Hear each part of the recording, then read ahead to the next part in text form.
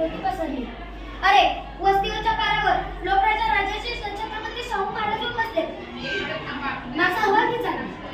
आपली चाललेली कामे हाताशी सोडून माणसं घरातून बघतात तर काय, लोकराजा राजाची शाहू महाराज पारावर येऊन बसले. कैकाडीच्या मस्तकी पारावरती राजा येऊन बसला. कैकाडी बंद हात जोडून महाराजांच्या पुढे आली आणि महाराजांच्या पुढे हात जोडून गेला. काय चुकलं महाराज? असा क्षण पुण्य आला आमच्या. महाराज काहीच बोलत नव्हते, फक्त बघत होते. महाराजांची नजर भिरभिरत होती तर जपान पोरांकडे पाहत होती. प्रत्येक पोराला नाळक होते. एका पोरातून नजर केली. जरासा ताकदवान वाटणारा बोटीसारखा आकाराचा किंवा पाहून हम रगील झालेला एका पोराला नजर केली आणि महाराजांच्या पोराकडे कोणाचा रे हा पोरगा? तसंच सगळी लोक शांत झाली. लोकांना वाटायला लागलं काय चूक केली या पोरानं. तसं त्या पोराच्या बापानं महाराजांच्या पायावर हात जोडले आणि म्हणाला, काय चुकलं जी?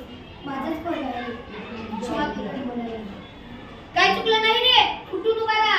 महाराजांनी त्याला हात दिला. शिवा हात जोडून उभा राहिला. महाराजांनी पोराला पुढे बोलवलं. शिवा आणि शिवाचा पोरगा बाजूला उभा राहिला. महाराज शिवाकडे बघून म्हणाले, आता आत घेऊ नका. शिवा, हा पोरगा मला देतोस का? महाराजांचं वाक्य संपलं. शिवाच्या मनात आनंदाचं उधाण आलं.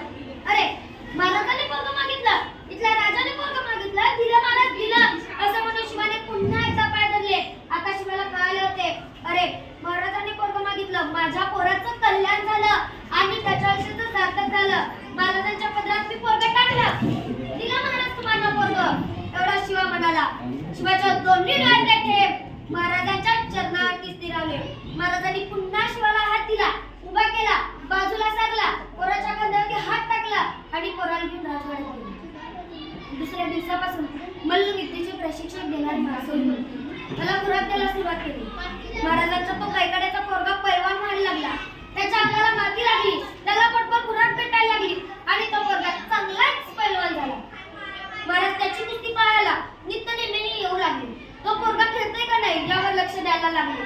प्रशिक्षक त्याच्याकडून रोज सराव करून यायला लागले. तो पोरगाही महाराजांच्या कैकाची चीज करणारा होता, महाराजांची अपेक्षा पूर्ण करणारा होता. तोही त्या तालमीच्या मातीत खेळायला लागला. रोज तितका सराव करायला लागला, घाम गळायला लागला आणि तो पोरगा चांगला तर्राबाण, चांगला मल्ल झाला. पुढच्या वर्षी पुन्हा कुस्त्या भरल्या आणि महाराजांनी तो पैलवान कुस्तीच्या मैदानात उतरवला. आणि महाराजांनी त्या कैकाडी वस्तीवरून आणलेल्या पैलवानाने पंजाबच्या राष्ट्रीय मल्लाला धूळ चालली आणि कैकाडी वस्तीवरचा महाराजांनी तयार केलेला पैलवान जिंकला. महाराजांना नेमकं हेच पाहिजे होतं. महाराजांनी जिंकलेलं म्हणजेच कैकाड्याच्या पोराची कोल्हापुरातून हत्तीवरून बसून अंबारीतून मिरवणूक काढली आणि आपल्या राज्यात एक संदेश दिला.